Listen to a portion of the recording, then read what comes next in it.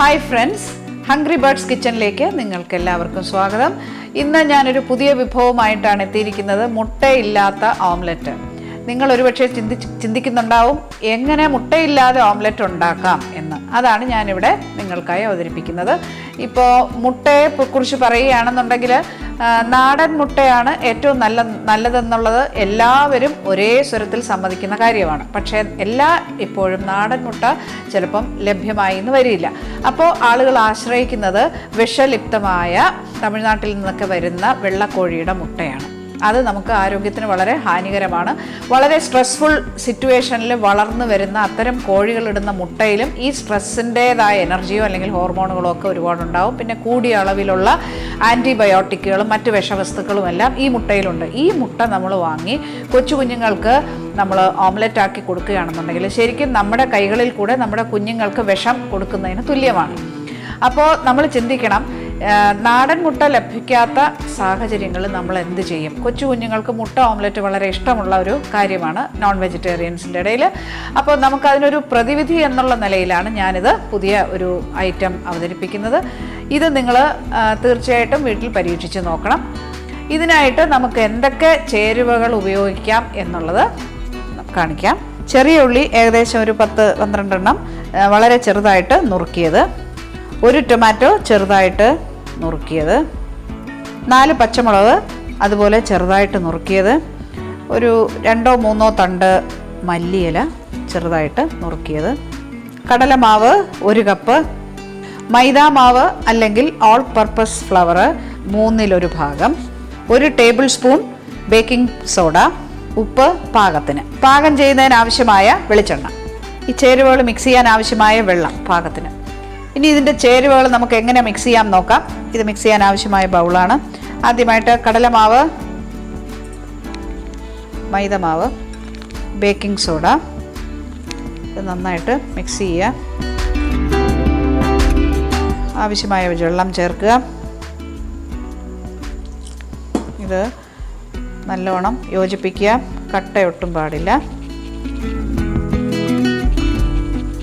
Mix ചെയ്ത് വച്ചിരിക്കുന്ന batter ഒരു 4-5 ഓംലെറ്റിന് തികയും. പാകത്തിന് ഉപ്പ് ചേർക്കാം.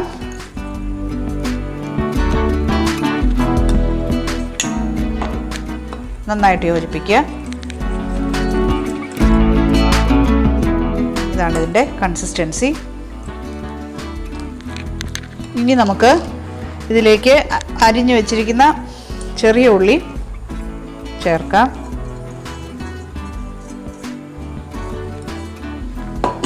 അതിനുശേഷം പച്ചമുളക്,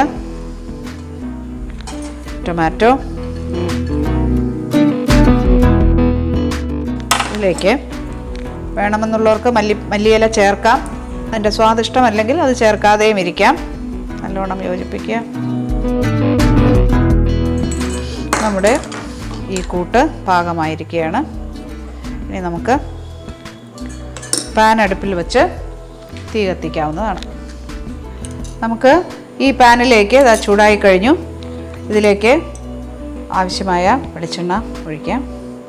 വേണമെന്നുള്ളവർക്ക് ബട്ടറിൻ്റെ ടേസ്റ്റ് ഇഷ്ടമാണെന്നുണ്ടെങ്കിൽ ബട്ടർ ചേർക്കാം വെളിച്ചെണ്ണയ്ക്ക് പകരം.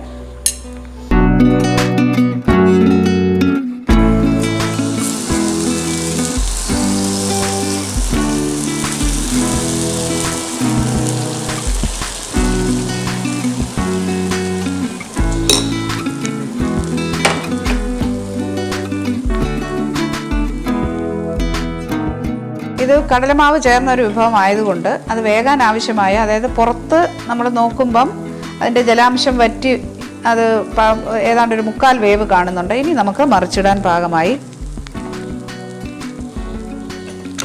ഇനി അതിനെ മറിച്ചിടാം.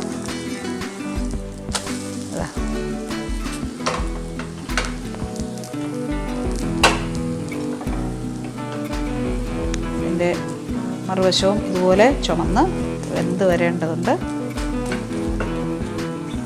ഇതാ നോക്കൂ, ഇത് കണ്ടാൽ ശരിക്കും ഓംലെറ്റിൻ്റെ അതേ നിറവും അതേ ആ ഒരു പാകവും ഫ്ലഫി ആയിട്ട് വന്നിട്ടുണ്ട്. വളരെ മനോഹരമായിരിക്കുന്നത്. വെന്ത് വരുമ്പോൾ വരുന്ന ആ മണം പോലും മുട്ട ഓംലെറ്റിൻ്റേതാണ്. ഇനി നമുക്ക് ഒന്ന് മറുവശം വെന്തിട്ടുണ്ടോ എന്ന് നമുക്കൊന്ന് പരിശോധിക്കാം. മറുവശവും വെന്തിട്ടുണ്ട്. ഒരല്പം കൂടെ സമയം.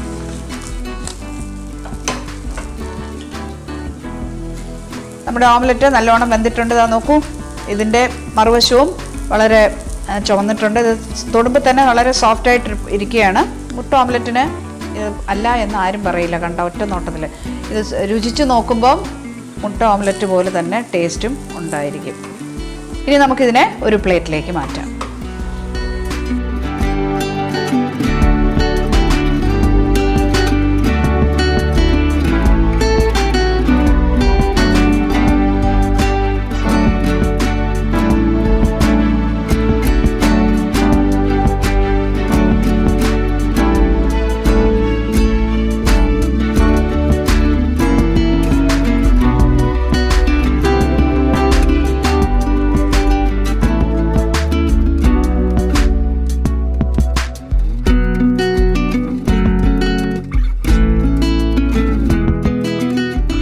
ഞാനിവിടെ നിങ്ങൾക്കായി അവതരിപ്പിച്ച മുട്ടയില്ലാത്ത ഈ ഓംലെറ്റ് നിങ്ങൾക്ക് എല്ലാവർക്കും ഇഷ്ടപ്പെടുമെന്ന് കരുതുന്നു.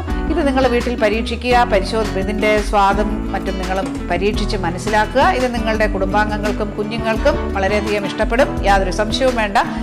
നിങ്ങളുടെ വിലയേറിയ അഭിപ്രായങ്ങളും സംശയങ്ങളും താഴെ കമൻറ്റ് ബോക്സിൽ രേഖപ്പെടുത്തുക. വീണ്ടും പുതിയ ഇതുപോലെയുള്ള സർപ്രൈസ് വിഭവങ്ങളുമായിട്ട് നമുക്ക് വീണ്ടും കാണാം. അതുവരെയും നന്ദി, നമസ്തേ.